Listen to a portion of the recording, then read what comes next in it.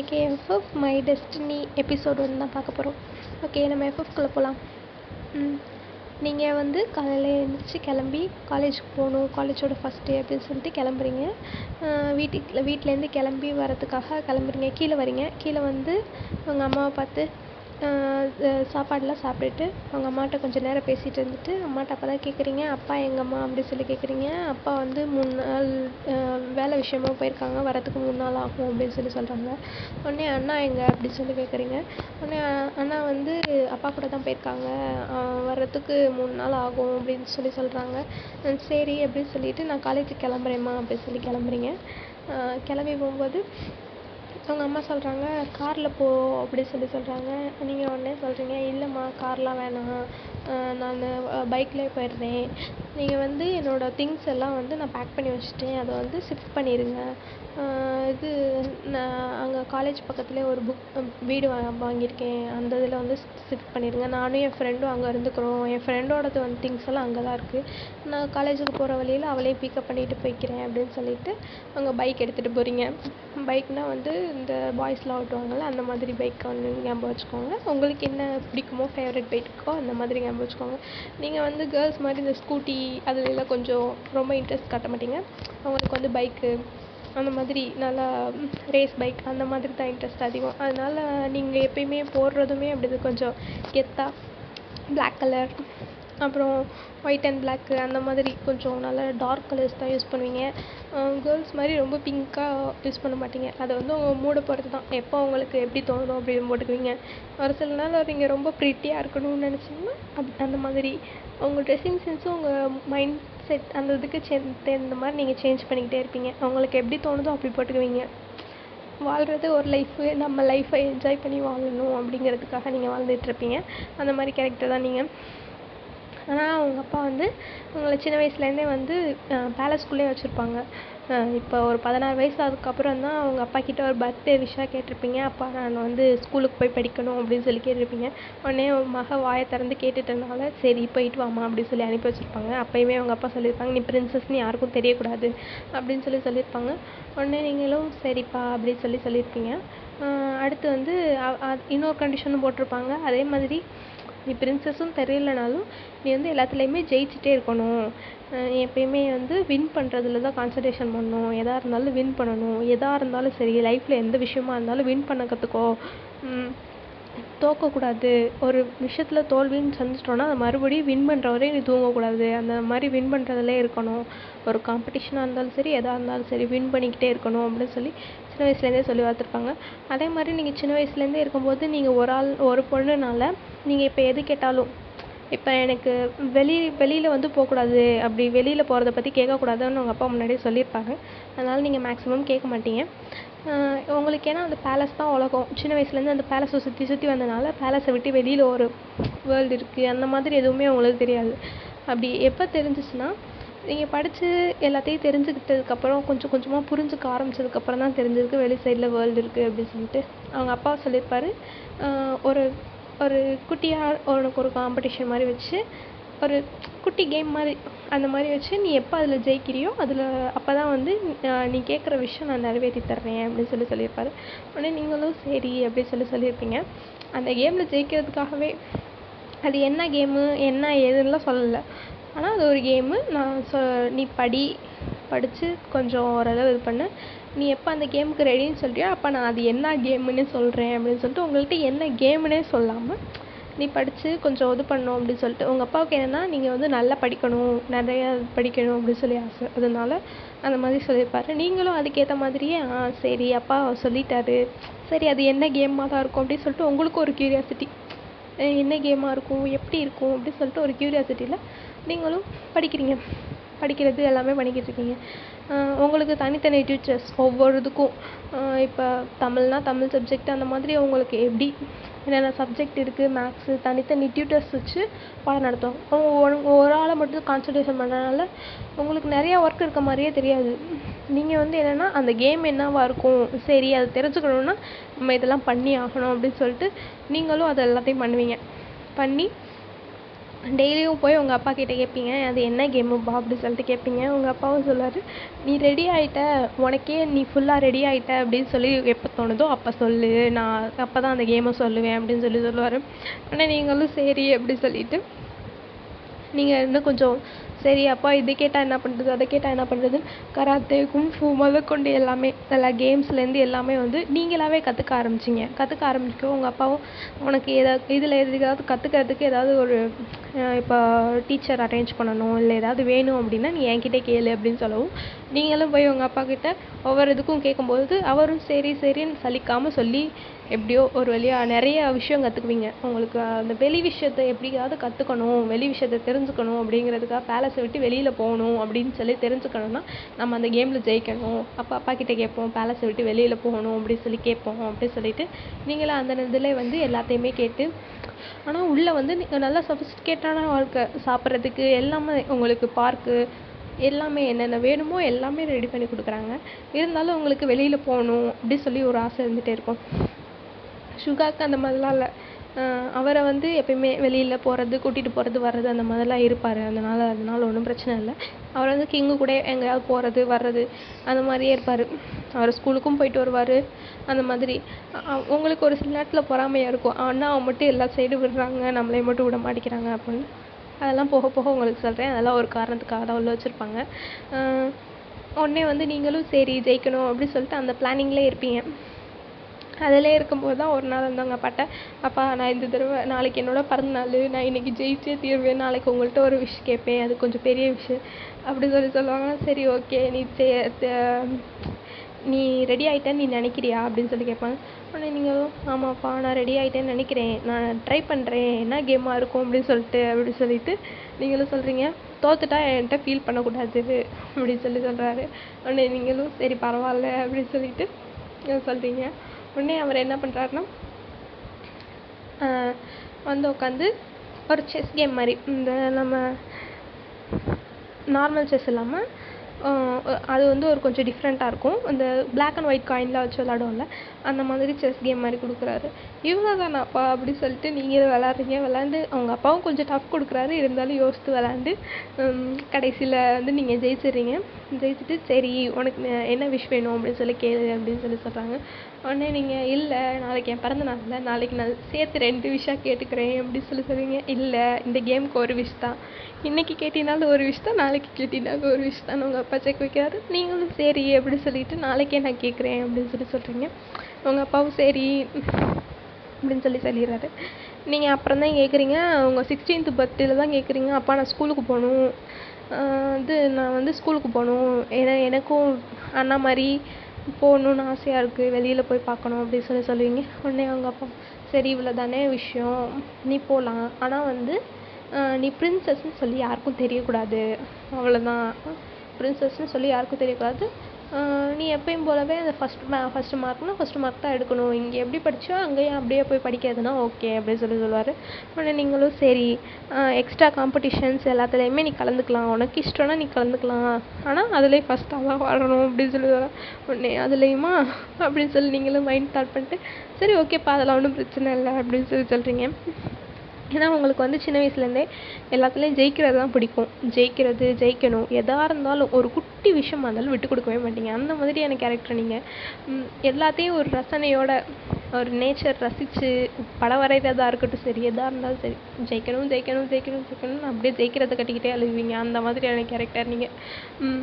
அதே மாதிரி என்ஜாய்மெண்ட்டுனா உங்களை மாதிரி யாராலும் என்ஜாய் பண்ண முடியாது, ஒரு குட்டி விஷயமா இருந்தாலும். ஏன்னா இத்தனை நாளாக பேலஸ்குள்ளே இருந்துட்டு வெளியில் வந்து டக்குன்னு எல்லாமே ஒரு குட்டி விஷயம், இங்கேருந்து இந்த ரோட் சைடில் விற்கிற கடையெல்லாம் பார்த்து அதெல்லாம் இந்த குட்டி பிள்ளைங்களாம் துள்ளி விளாடுவோம், அந்த மாதிரி கேரக்டரில் இருப்பீங்க நீங்கள்.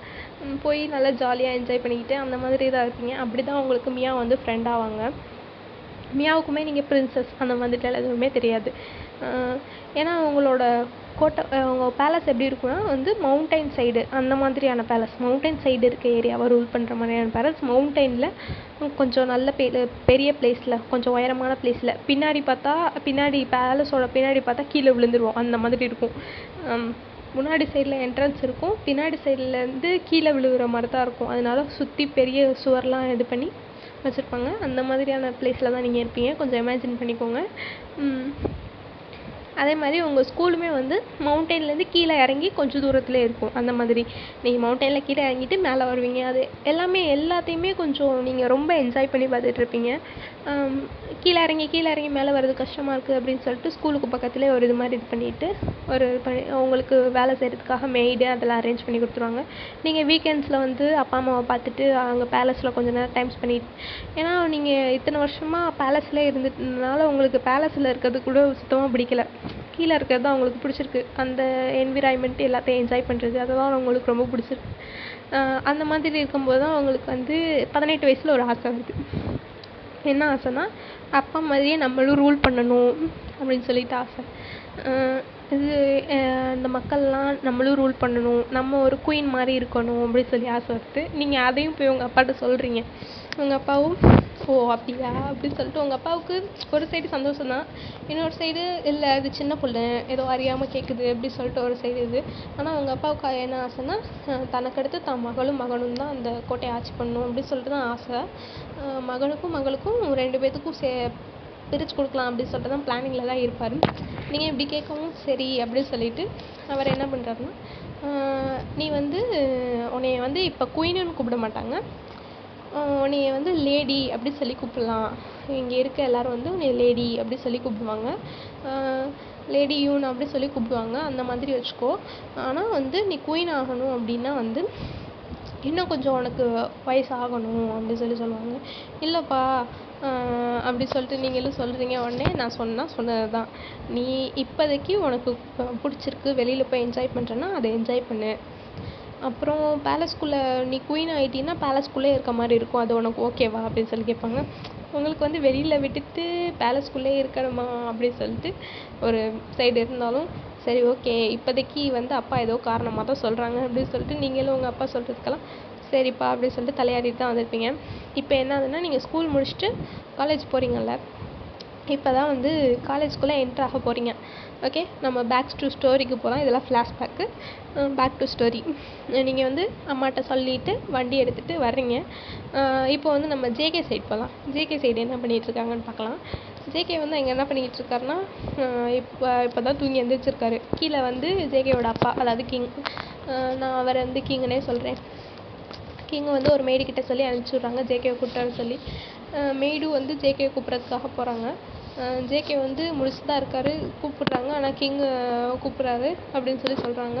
ஆனால் ஜேகே வந்து என்னால் வர முடியாது அப்படின்னு சொல்லிடுறாரு.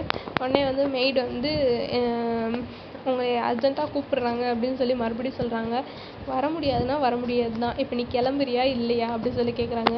உடனே மெய்டும் அடுத்து இங்கேருந்து அடிச்சு போடுவார் அப்படின்னு சொல்லிட்டு கீழே வந்து கிங் கிட்ட ஜேகே சார் யங் மாஸ்டர் வர முடியாதுன்னு சொல்லிட்டாரு அப்படின்னு சொல்கிறாங்க.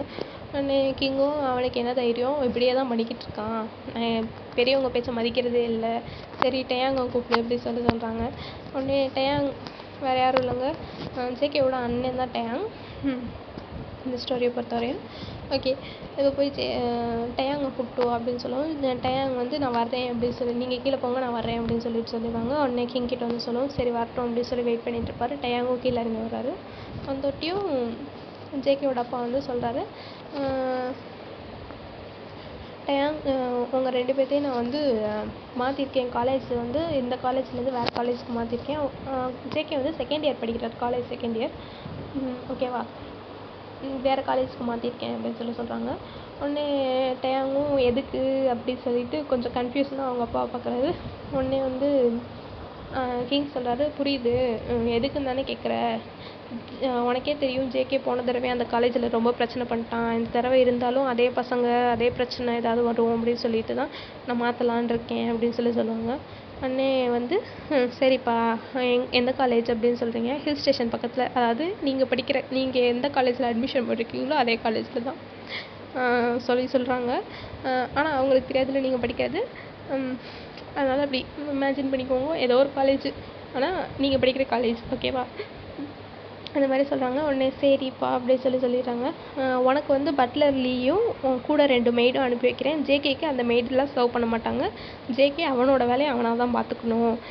நீங்கள் வந்து அங்கே இருக்க ஹாஸ்டலில் தங்கி படிச்சுக்கிறீங்களா இல்லை தனியாக வீடு பார்க்க சொல்லவா அப்படி சொல்லி கேட்குறாங்க. உடனே நீங்கள் சொல்கிறீங்க அது வந்து உங்களை பொறுத்துப்பா, ஏதாவது தனி ஜேகேவை பொறுத்தவரையும் தனி ஹாஸ்டலே நல்லது, வீடு தனி வீடே நல்லது, ஹாஸ்டல் வந்து ஏதாவது சண்டை வந்துடும் அப்படின்னு சொல்கிறாங்க. உடனே நீங்களும் அவங்க அப்பாவும் சரி ஓகே நான் பார்க்க சொல்கிறேன் அப்படின்னு சொல்கிறாங்க. அது சாயந்தரத்துக்குள்ளே ஏதாவது அரேஞ்ச் பண்ணி தர சொல்லிடுறேன் பட்லர்லியை, நீங்கள் வந்து போங்க அப்படி சொல்கிறாங்க. உடனே ஜேகே எனக்கு மட்டும் மெய்டெல்லாம் இல்லை, அவனுக்கு மட்டும் மெய்டு பாரு, ஓர வஞ்சனைக்கு ஒரு அளவே இல்லை அப்படி சொல்லிக்கிட்டு இருக்காரு. நான் உன்னைய தான் ஃபஸ்ட்டு கூப்பிட்டேன், நீ தான் வரமாட்டேன்ட்ட, அதனால தான் இவனை கூப்பிட்டு சொல்லிக்கிட்டு இருக்கேன், அதுக்காக மெய்டெல்லாம் இல்லாமையா, அப்புறம் நான் என்னோட துணியெல்லாம் யாரை வச்சு துவைப்பேன், நானே துவைக்கணுமா அப்படி சொல்லிக்கிட்டு இருக்காரு. நீயே தான் உன் வேலையெல்லாம் செஞ்சுக்கணும் ஜேகே, உனக்கு வர வர திமிரெலாம் அதிகமாக போயிடுச்சு, நான் சொல்கிறத கூட கேட்க மாட்டேங்கிற அப்படின்னு சொல்லிக்கிட்டு இருக்காரு. உடனே ஜேகேவும் சரி ஏதோ பண்ணுங்க அப்படின்னு சொல்லிட்டு அவரும் கிளம்பி போயிடுறாரு. இப்போ வந்து நீங்கள் காலேஜில் என்ட்ரு ஆகிறீங்க. காலேஜில் என்ட்ரு வந்து என்னென்னா, நீங்கள் வண்டியில் தான் போகிறீங்க. ஒரு ஹெல்மெட்டு, பிளாக் கலர் ஹெல்மெட் போட்டுட்டு அதில் கூலிங் கிளாஸ் போட்டு நல்லா ஹேர்லாம் மடிச்சு கட்டிட்டு உள்ளே போகிறீங்க வண்டியில். மியா வந்து உங்களுக்கு பின்னாடி உட்காந்துருக்காங்க. பார்க்குறதுக்கு ஒரு பாய் அவுட்ஃபிட் அந்த மாதிரி தான் போட்டிருக்கீங்க. போட்டுட்டு தான் உள்ளே போகிறீங்க, ஓகேவா. ஜே ஹோப்பு, ஜிமின் 2 பேரும் வந்து காலேஜ் என்ட்ரன்ஸ்லேயே தான் பார்த்துட்ருக்காங்க. என்ட்ரன்ஸில் நின்றுட்டுருக்காங்க, சும்மா பேசிகிட்டே நின்றுட்டுருக்காங்க. அப்போ வந்து நீங்கள் வந்து உங்களோட வண்டியில் வந்து இறங்கும் போது அவங்க பார்க்குறாங்க. பார்த்து இது யாரா அது புதுசாக இருக்குது அப்படி சொல்லிட்டு ஹாய் அப்படி சொல்லி காமிக்கிறாங்க. உடனே நீங்களும் வந்து பதிலுக்கு வண்டியிலேருந்து ஒரு சைடு கையை மட்டும் எடுத்து ஹாய் அப்படி சொல்லி காமிச்சிட்டு மறுபடியும் உள்ளே போயிடுறீங்க. நீங்கள் தான் கொஞ்சம் ஆட்டிடியூடான கேர்ள்ஸ் வந்து ஹாய் அப்படின்னு சொல்லவும் நீங்களும் பாய் ஹாய் காமிச்சாட்டியும் மற்ற எல்லோரும் என்ன பண்ணுவாங்க, அமைதியாக இருப்பாங்க, இல்லைன்னா கண்டுக்காத மாதிரி போயிடுவாங்க. நீங்கள் வந்து திருப்பி ஹாய் காமிச்சிட்டு போகும். உங்களுக்கு இது பொண்ணா பையனானே தெரில அப்படின்னு சொல்லிட்டு மறுபடியும் சரி போய் பார்ப்போம் அப்படின்னு சொல்லிட்டு போய் பார்க்குறாங்க. போய் பார்த்தா ஹெல்மெட்டை கழட்டினொட்டி அழகா முடியல வந்து இது பொண்ணுடா அப்படி சொல்லிட்டு ஜிமினா வந்து சொல்கிறாங்க. சரி ஹோப்டா ஆமாடா நானும் பார்த்துக்கிட்டு தான் இருக்கேன், எனக்கு நல்லா கண்ணு தெரியுது அப்படி சொல்கிறாங்க. உடனே மியா வந்து ஏன்டி நீ கை காலை வச்சுட்டு சும்மானே இருக்க மாட்டியா அப்படின்னு சொல்லி திட்டிகிட்டு இருக்காங்க. உடனே பரவாயில்லப்பா வாப்பா, இது ஃபஸ்ட் டே காலேஜ் கொஞ்சம் என்ஜாய் பண்ணிட்டு போகலாம் அப்படி சொல்லிட்டு போகிறாங்க. பார்த்தா அவங்க 2 பேர் பின்னாடி வராங்க. என்னடி சும்மா ஹாய் தானே காமிச்சா இவங்க இதுக்கு பின்னாடியே வர்றாங்க அப்படின்னு சொன்னாங்க. அப்புறம் பொண்ணு ஹாய் காமிச்சா பின்னாடியே வராமல் என்ன பண்ணுவாங்க அப்படின்னு சொல்கிறாங்க. உடனே சரி விடு பார்த்துக்கலாம் அப்படின்னு சொல்லிட்டு நீங்கள் மெதுவாக அப்படியே காலேஜ்குள்ளே போகிறீங்க. காலேஜ்க்குலாம் ஏற்கனவே அட்மிஷன்லாம் முடிஞ்சிச்சு, நீங்கள் இன்றைக்கி ஃபஸ்ட் டே காலேஜ் வந்துருக்கீங்க. புக்கெல்லாம் எடுத்துகிட்டு போகிறீங்க. யாரா இது, நம்ம முன்னாடி இந்த பொண்ணை பார்த்ததே இல்லை, சரி புதுசாக சேர்ந்துருக்கும் போல இருக்குது, போய் பேர் என்னன்னு கேட்கலாம் அப்படின்னு சொல்லிட்டு ஜிமின் ஜே ஹோப்பும் போகிறாங்க. பின்னாடியே போகும்போது தான் நீங்கள் வந்து பார்க்குறீங்க, ஐயோ பின்னாடியே வராங்களே அப்படின்னு சொல்லிட்டு நீங்கள் என்ன பண்ணுறீங்க, மியாவை மட்டும் நீ வந்து கிளாஸ்க்கு போ, நான் ரெஸ்ட் ரூம் போயிட்டு வரேன் அப்படின்னு சொல்லிட்டு உங்கள் புக்கெல்லாம் வந்து மியாட்ட கொடுத்துட்டு, புக்கையும் பேக்கையும் மியாட்ட கொடுத்துட்டு நீங்கள் வந்து ரெஸ்ட் ரூமுக்கு போகிறீங்க. இவங்களும் வந்து நீங்கள் ரெஸ்ட் ரூம் போகிறது தெரியாமல் பின்னாடியே வந்துக்கிட்டே இருக்காங்க. பின்னாடியே வந்துக்கிட்டு இருக்கவும் கேர்ள்ஸ் ரெஸ்ட் ரூம் முன்னாடி நின்றுட்டு ஹலோ எஸ்கியூஸ் மீ நீங்களும் உள்ளே போகிறீங்களா அப்படி சொல்லி கேட்குறாங்க. உடனே அவங்க பார்த்துட்டு மூஞ்சி ஜிம்மினை வந்து ஒப்பும் பார்த்துட்டு லேடிஸ் ரெஸ்ட் ரூமை பார்த்துட்டு மூஞ்சி பார்த்துட்டு ஐயோ லேடிஸ் ரெஸ்ட் ரூம் வரையும் வந்துட்டோமேடா, இதை பார்த்தா யாராவது அசிங்கமாக நினச்சிருவாங்க அப்படின்னு சொல்லிட்டு ஒரு 10 ஸ்டெப் பின்னாடி போய் அங்கே தள்ளி நின்று சும்மா பேசிகிட்டு இருக்காங்க. நீங்கள் வெளில வர வரையும் பேசிகிட்டு இருக்கலாம், வந்து பார்த்துட்டு பேசிட்டு தான் போகணும் அப்படின்னு சொல்லிட்டு வெயிட் பண்ணிக்கிட்டு இருக்காங்க. நீங்கள் வந்து உள்ளே போயிட்டு அவங்க அங்கிட்டு திருப்பி பேசிகிட்டு இருக்க நேரம் பார்த்து மறுபடியும் வெளியில் வந்து அங்கிட்டு ஓடிடுறீங்க. அவங்க கிளாஸ்க்கு போய் உட்காந்துட்றீங்க. மியா வந்து எங்கடி போனேன் அப்படின்னு சொல்லி கேட்குறாங்க. நான் தான் சொன்னேன்ல ரெஸ்ட் ரூம் தான் போயிட்டு வந்தேன் அப்படின்னு சொல்கிறாங்க. ஓ அப்படியா அப்படின்னு சொல்லிட்டு ஒரு டவுட்டாகவே அவங்கள லுக் விட்டுட்ருக்காங்க. என்னடி லுக்கு அப்படின்னு சொல்லி கேட்டுருக்காங்க. அது முன்னாடி ப்ரொஃபஸர் வந்துட்டார்.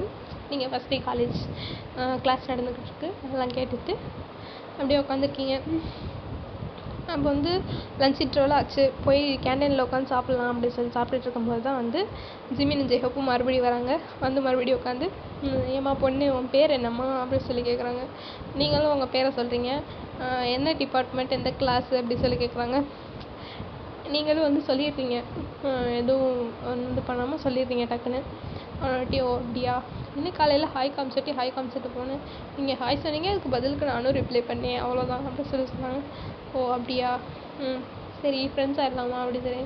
நான் முன்ன பின்ன தெரியாதவங்கள்ட்ட எல்லாம் ஃப்ரெண்ட்ஸ் ஆகிறது இல்லைங்க, நான் சாப்பிட்டு முடிச்சிட்டேன், எனக்கு டைம் ஆச்சு, நாங்கள் கிளம்புறோம் அப்படின்னு சொல்லிட்டு போனாங்க. இன்னும் லஞ்ச் பிரேக் முடியலையே. இல்லை எனக்கு கொஞ்சம் வேலை இருக்குது ஃபஸ்ட் டே காலேஜில், அதனால் கொஞ்சம் ஃப்ரெண்ட்ஸ் எல்லாம் பார்க்க வேண்டியது இருக்குது, நாங்கள் கிளம்புறோம் அப்படின்னு சொல்லிட்டு போயிட்டாங்க. நீங்களும் சரி கிளாஸ்லாம் தெரிஞ்சிச்சுல்ல, சரி உட்காந்து சாப்பிட்லாம் அப்படின்னு சொல்லிட்டு ஜேஓப்பு ஜிமின்னு உட்காந்து சாப்பிட்டுட்ருக்காங்க. அப்போ தான் வந்து ஜேகேவும் வியும் அட்மிஷன் போகிறதுக்காக வராங்க. வி வந்து ஜேகேவை வெளியிலே நிற்க வச்சுட்டு, நான் போய் அட்மிஷன் போட்டு வரேன், நீ இங்கே நில்லு அப்படின்னு சொல்லிட்டு அவங்க இப்போ தான் அட்மிஷனே போட போகிறாங்க. போய் அங்கே ஆஃபீஸ் ரூமில் ஃபார்மாலிட்டிஸ்லாம் முடிக்கணும் அப்படின்னு சொல்லிட்டு பார்த்துட்ருக்காங்க. அப்போ தான் ஜேஓப்பும் ஜிமினும் வந்து ஜேகே அங்கே இருக்கிறத பார்த்துட்டு, இது ஜேகே மாதிரி இருக்குல்ல அப்படின்னு சொல்லிட்டு வந்து பார்க்கறதுக்காக வராங்க.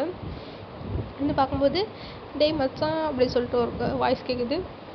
அப்போ தான் ஜேகே திரும்பி பார்த்துட்டு யாரா அது அப்படி சொல்லிட்டு, ஏதோ தெரிஞ்ச வாய்ஸ் மாதிரியே இருக்குது அப்படி சொல்லிட்டு திரும்பி பார்க்குறாரு.